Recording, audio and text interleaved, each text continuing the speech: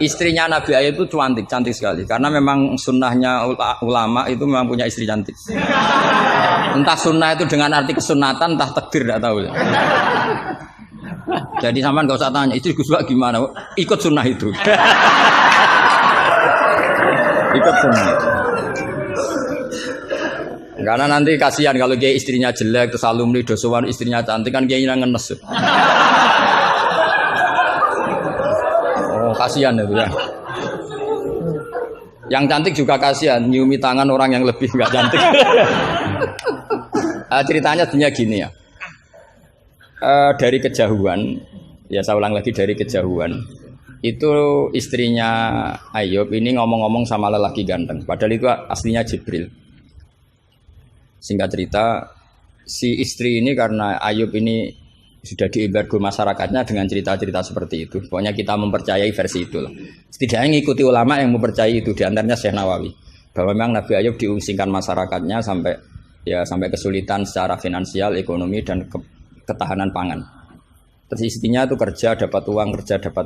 Suatu saat sampai pada level ekstrimnya, nggak dapat pekerjaan, nggak dapat uang. Kebetulan ada anak raja yang rambutnya itu brodoli, yang nggak punya rambut. Terus disayem bayarkan siapa yang rambut terbaik mau dibeli mahal. Akhirnya istrinya ini menjual apa? Rambutnya. Ya tadi kalau orangnya cantik ya rambutnya cantik. Kalau cantik terus keriting bulat kan susah itu. Kalau keritingnya tidak pas, kalau pas ya tetap cantik ini maksudnya. Nah, ketika dijual terus dapat uang dan itu di atas rata-rata. Si Nabi Ayub ini curiga. Ya bawaan seorang suami yang punya istri cantik. Kalau jelek kan gak gampang curiga. Terus bunder keriting welek kan suaminya agak gampang curiga. Kok dapat uang banyak ini dari mana? Singkat cerita dengan tanda kutip kesalahpahaman ini menjadikan beliau agak latah bersumpah la adribannaki mi'ata sautin, kamu akan saya pukul mi'ata sautin. Akhirnya Allah ini kan yang Ayub ya orang soleh, cemburu itu sah karena seorang lelaki, seorang suami. Pilihan-pilihan istrinya juga sah. Allah tidak ingin orang solihah seperti istrinya Ayub dapat hukuman yang tidak semestinya. Tapi Allah juga gak ingin hamba yang soleh Ayub ini melanggar sumpahnya. Jadi Allah sendiri yang coro gampangannya memikirkan cara keluar dari sumpah itu. Paham ya? Dan istrinya tidak tersakiti oleh 100 cambuan. Ya 100. Akhirnya Allah bilang gini, ya sudah kamu pakai lidi 100 saja, cambukkan sekali, anggap saja sudah 100. Itu disebut wahud biadika dikham fadrib bihi wala tahnas. Jadi kata 100 tetap 100, tapi si solihah tadi nggak perlu kesakitan dengan 100 pukulan. Tapi ini yang milih biar Allah, tidak kamu. Kalau kamu yang ngelah pasti kriminal. Jadi ayat itu jelas, wahud itu khitabun minallah li Ayub, bukan Ayub yang mengkhilah. Makanya ada ayat wa makaru wa makarallah wa huwa khairul makirin. Itu kan seperti Nabi Ibrahim. Nabi Ibrahim itu hanya Allah yang bisa mengilhami seperti itu. Ada raja yang maniak perempuan itu sampai ngirim beberapa mata-mata kalau ada perempuan cantik melintas di daerahnya pasti ditangkap, mau disuguhkan ke rajanya. Suatu saat yang lewat ini Ibrahim dan Sarah, itu cantik sekali. Jadi ini sudah contoh dua, istrinya Ayub ya cantik, istrinya Ibrahim ya cantik. Karena yang cantik sudah jadi istrinya para nabi, mungkin kamu ini yang nggak tahu saya kebagian apa enggak itu. Kalaupun cantik pasti nggak setingkat siapa? Sarah. Sarah itu cantik sekali. Singkat cerita ditangkap. Kemudian Sarah ini mau diperistri oleh raja. Ketika Ibrahim tanya, perempuan ini hubungannya dengan kamu apa? Nabi Ibrahim pinter karena raja ini maniak perempuan. Kalau dijawab suami pasti dibunuh karena suami itu problem. Ya bagi raja yang maniak perempuan ini kan suami itu problem. Tapi kalau saya jawab ukhti, ipar pasti dihormati. Karena kalau dijawab ukhti kan iparnya orang cantik. Kayak Kangkang yang punya adik cantik pasti dihormati ustadznya. Wah itu pasti. Sampean goblok lah punya adik cantik terus ustadz kamu tahu itu aman tak jamin. Karena ustadz potongan gini tuh pasti dah ikhlas tak jamin. Imannya pasti guncang itu Pak. Kamu punya adik cantik terus tidak mukhafadzah. Sudah ada dikasih ustadznya ya sudah Pak enggak jadi ipar. Oh, udah lulus aja. Termasuk barokahnya lelaki itu memang punya adik cantik itu kalau tepat di garwo kiai, kamu kakaknya kiai. Banyak orang awam tahu-tahu mertuanya kiai. Barokahnya apa? Punya anak cantik. Itu memang berkah. Maka Ibrahim pintar. Beliau jawab ukhti, ini saudara saya. Sehingga dengan demikian beliau akan dihormati sebagai ipar. Tapi kalau bilang suami kan problem, pasti dibunuh. Sampai Sarah ini marah-marah. Ibrahim ditarik ke kamar, kamu itu nabi kok bohong. Jadi Sarah itu unik, kecewa dia. Punya kamu itu nabi kok punya, ya nabi suami kok. Kalau suami bohong biasa, ini suami ya nabi. Nah ini kan potongan-potongan biasa bohong. Tapi ini kan ya suami ya nabi. Kamu itu suami nabi kok bohong. Ya kalau nabi kan nggak mungkin bohong. Tapi kalau suami tok kayak sampean-sampean ini kan, wah mesti bodoh. Bar ngopi di perempuan cantik kok di ngopi, nanti ya ngopi wae. Karena kalau menyebut warung kopinya pasti apa? Masalah. Makanya kalau dijawab ngopi ning di, kalau istrinya apa yang jaga cantik di umatnya Rasulullah. Karena sekali disebut masalah. Itu akhirnya Nabi Ibrahim jawab, tidak ada di muka bumi ini orang muslim dan muslimah kecuali kamu dan saya. Maka fa'anti ukhti fil Islam. Kamu itu saudara saya dalam Islam. Terus oleh balaghah disebut itu tauriyah apa? Tauriyah. Tauriyah itu kata yang tidak bohong tapi lafaz ini muhtamil. Lafaz ini mirip-mirip muhtamil. Jadi sebenarnya saya mengatakan sampean goblok itu goblok dalam hal maksiat. Itu kan keren. Sampean saja yang sudah tersinggung, wong darani goblok itu salah sampean. Padahal saya punya siapkan kalau ditanya Allah, hak mosok santri batal darani goblok. Goblok enggak tahu caranya korupsi, Gusti. Jadi itu sebetulnya kalimat madkhin. Tapi kamu yang keburu suudzon sama saya, kamu anggap itu kalimat apa? Damin. Itu resiko ilmu cekak itu. Sebetulnya di balaghah itu ada tauriyah apa? Ya, Mas pernah belajar tuh itu. Jadi tetap saja kisah-kisah ini melahirkan satu pelajaran. Karena kita tetap bisa menyimpulkan tadi. Zaman berhala itu ada di Safa dan Marwah, berarti ada batil. Orang Islam tetap disuruh sa'i. Berarti la yutrakul haqqu li ajlil batil. Kemudian yang jenengan tadi tanya apa? Sampean pernah baca kitab itu? Khatam? Oleh menindak kok fasih. Benar-benar jujur. Benar-benar jujur. Yang tentang itu saja. Ya, yang enggak yang tentang qadhiyah itu paham. Redaksinya apa bahasa Arabnya? Wa yalzamu alal ami at-tamadzub. Terus bimadzhabin. Kitab itu yang termasuk mengkaji detail itu saya termasuk saking seringnya mengkaji itu pernah diberi hak keluarganya Basim di kamar Basim yang dipakai ngarang kitab itu dan di kursi yang dipakai Basim ngarang kitab itu. Jadi sudah jauh sekali ini kelasnya. Jadi saya gara-gara neliti kitab itu pernah diberi hak di kamar Basim di kursi yang pernah dipakai Basim. Pas itu yang memberi hak saya masuk itu Gus Fahmi sama Gus Hakim. Gus Hakim itu cucu Basim dari Mbah Mak Somali yang ngarang apa? Jadi Basim punya putri namanya Khairiyah. Khairiyah ini suaminya siapa? Yang di istri siapa? Mbah Mak Somali yang ngarang Sorof. Khairiyah punya putri namanya Abidah. Lah Abidah ini yang punya anak namanya siapa? Gus Hakim. Yang panggilannya Gus Kiki sama Gus Fahmi. Saya diberi hak di kamar beliau di kursi yang dipakai beliau. Jadi saya kemarin di Mbah Hamid juga gitu, di Kiai Idris di kamar Mbah Hamid Pasuruan di kursi yang dipakai Mbah Hamid. Karena kalau itu memang sebabnya nasab karena Mbah Hamid sepupu dengan Mbah saya kan sama-sama dari Lasem apa? Jadi kalau kamu belajar mengutip, saya ini tidak sekedar mengutip sampai wanak tubuh makodamu apa? Wasarohum itu. Jadi begini loh ya logikanya, kamu jangan terlalu kumo luhur bakas ikhtisan kok kayak wong alim gaya kamu itu sudah kacau-kacau gimana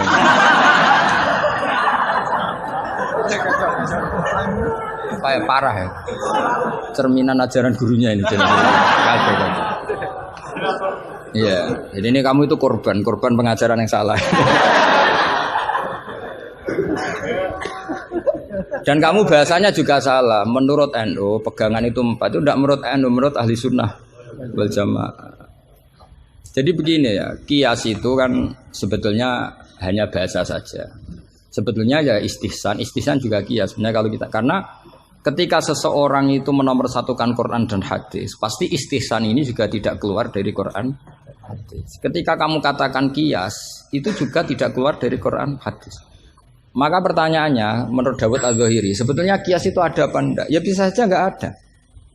Misalnya begini, sama tak beda aja ilmu yang paling gampang. Yang kamu pahami kias itu ada berapa? Awlawi, terus musawi sama adna. Yang gampang-gampang aja, yang masih amatiran gitu. Kalau di usul fikih istilahnya apa? Lahnal khitab, fahwal khitab. Ngono kok lali yo ya. Aku sing wis tokoh nasional ilingan. Harusnya lupa itu saya pantasnya karena sibuk. Harusnya yang pantas lupa itu saya karena sibuk. Kalau soal Surya memang saya tidak minta. Jadi itu anugerah sudah, anugerah khidmah. Saya juga sampai sekarang nggak merasa Roh Surya, biasa aja. Karena ya apa ya, kalau keluarga Quran tuh beda. Saya ini kan dari keluarga Quran, bapak saya hafal, bapak saya hafal, sehingga apa ya bangganya itu sudah dengar ngitmai Quran. Jadi sampai hormatin ndak itu ndak ngefek sudah. Biasa munajat, kenal Allah, kenal makhluk biasa.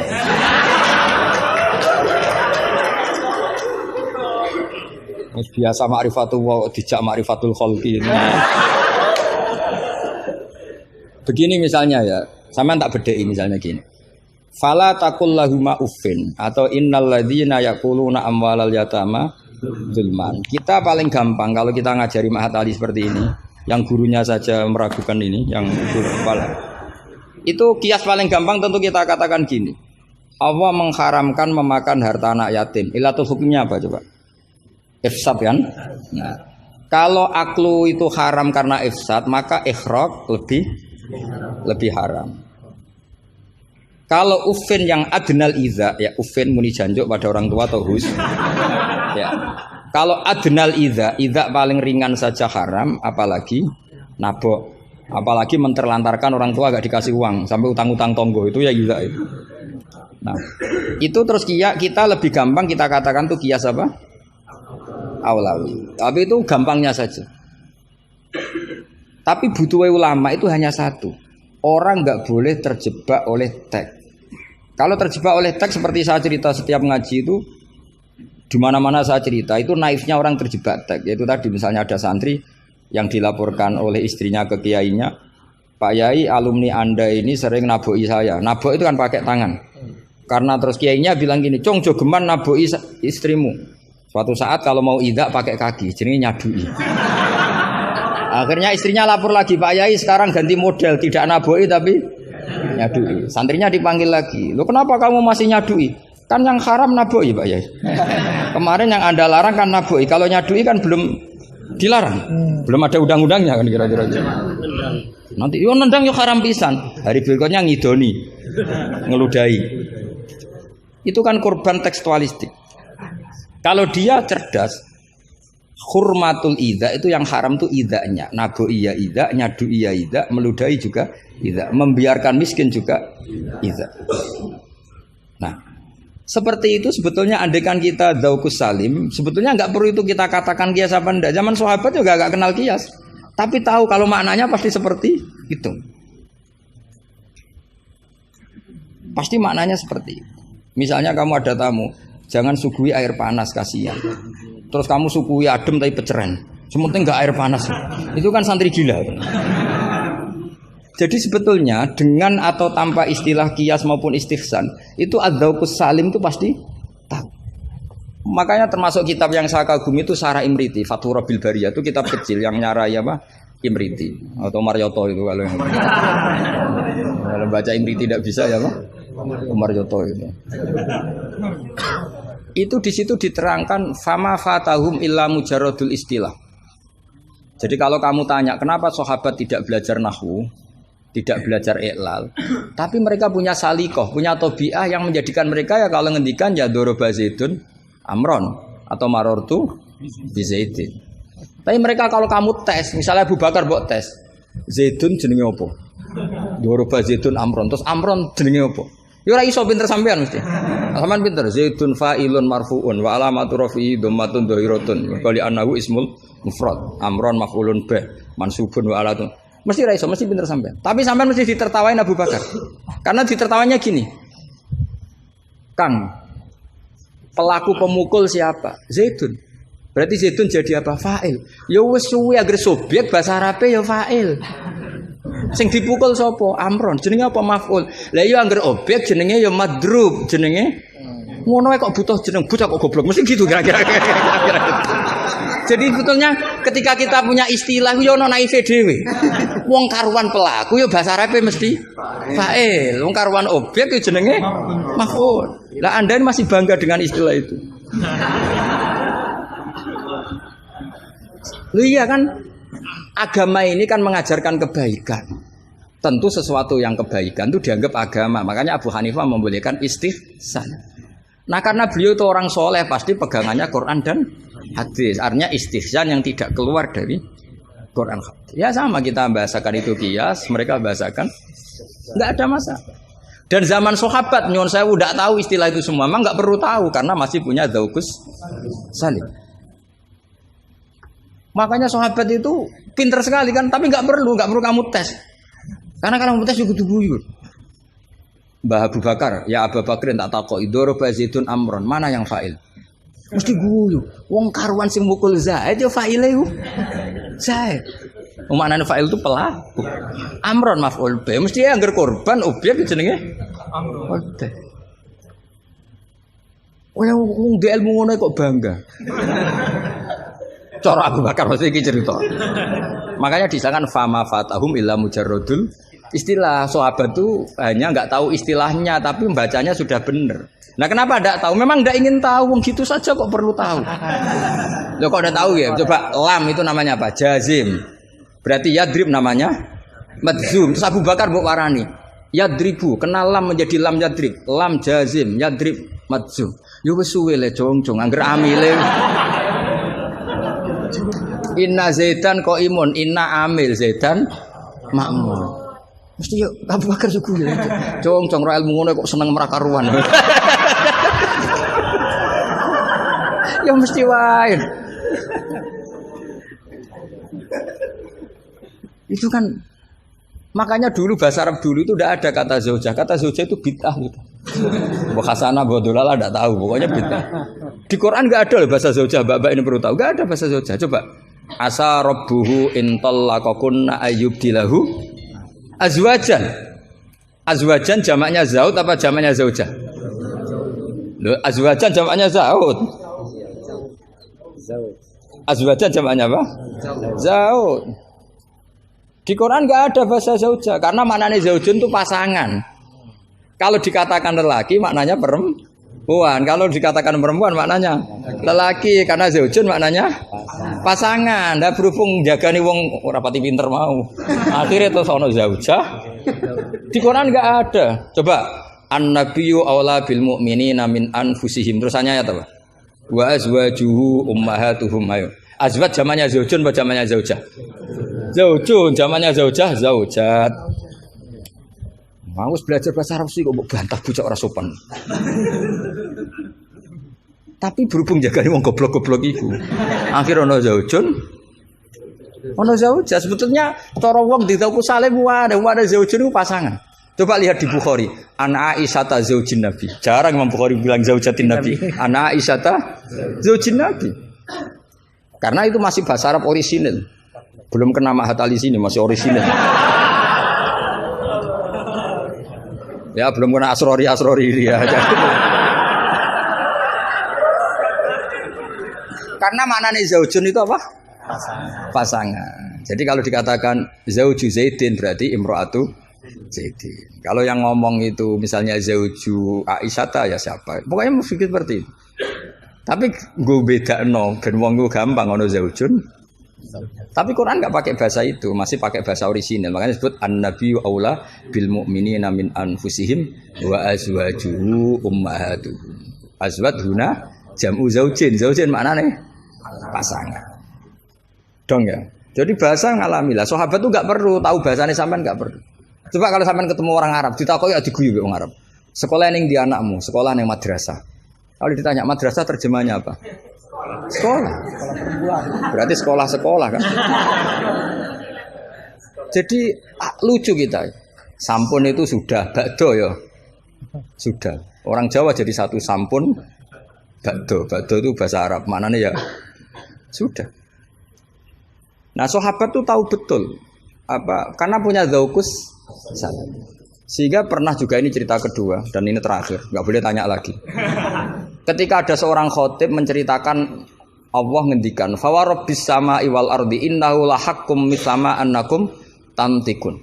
Itu ada orang Arabi ngaco. "Man dzalladzi akhdabal jalil hatta alja'u ilal yamin."